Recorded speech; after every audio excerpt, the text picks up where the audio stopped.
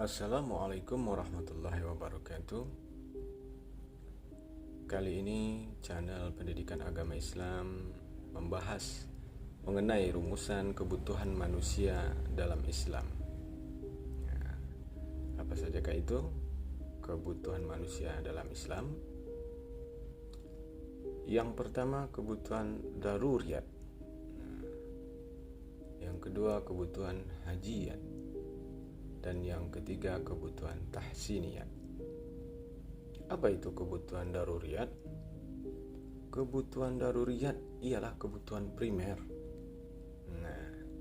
Kebutuhan yang paling utama dan paling penting. Kebutuhan ini harus terpenuhi agar manusia dapat hidup layak. Jika kebutuhan ini tidak terpenuhi, hidup manusia akan terancam di dunia dan akhirat.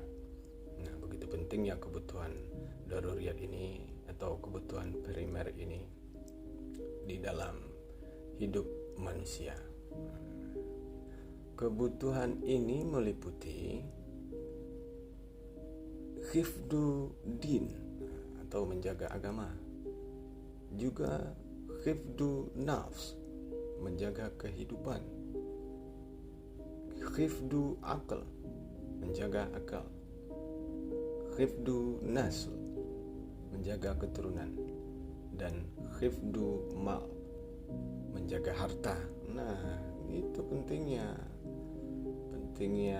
konsep Islam. Begitu indahnya Islam mengatur.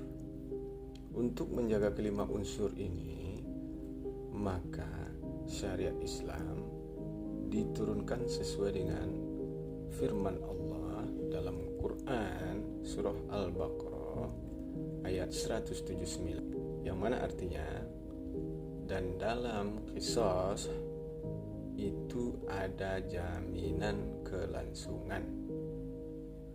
Jaminan kelangsungan hidup bagimu, hai orang-orang yang berakal, supaya kamu bertakwa. Oleh sebab itu, tujuan yang bersifat daruri ialah tujuan utama untuk mencapainya atau pencapaian kehidupan yang abadi bagi manusia. 5 kebutuhan daruriyat tersebut harus dapat terpenuhi. Apabila salah satu kebutuhan tersebut diabaikan, akan terjadi ketimpangan atau mengancam keselamatan umat manusia, baik di dunia maupun di akhirat kelak.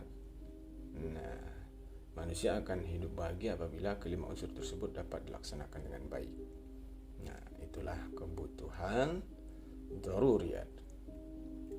Sekarang kita masuk ke kebutuhan hajiyat. Apa itu kebutuhan hajiyat? Kebutuhan hajiyat ialah kebutuhan sekunder. Kebutuhan setelah kebutuhan daruriyat atau setelah kebutuhan primer. Apabila kebutuhan hajiyat tidak terpenuhi, tidak akan mengancam keselamatan kehidupan umat manusia. Namun manusia tersebut akan mengalami kesulitan dalam melakukan suatu kegiatan. Kebutuhan ini merupakan penguat dari kebutuhan daruriyat.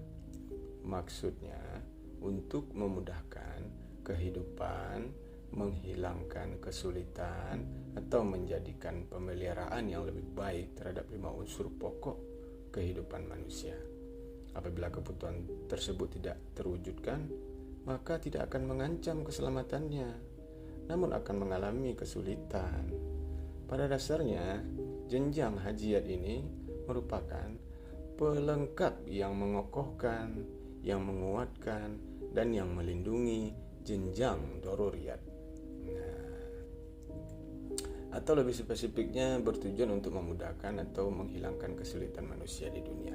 Gitulah. Lanjut, yang ketiga ialah kebutuhan tahsiniyat atau kebutuhan tersier.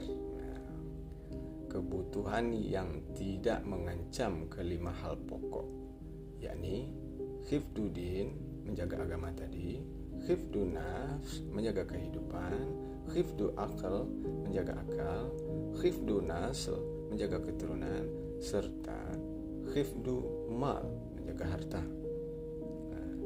tidak menimbulkan kesulitan untuk umat manusia.